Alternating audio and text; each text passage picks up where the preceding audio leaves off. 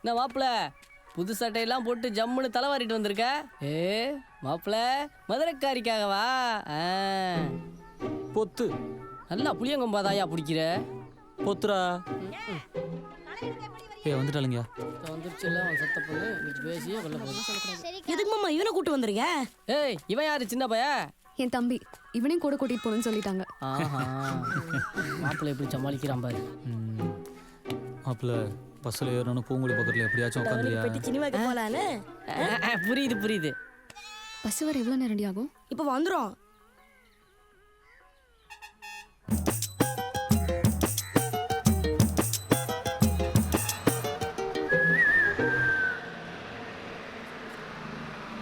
Sankarapuram இறங்குப்பா.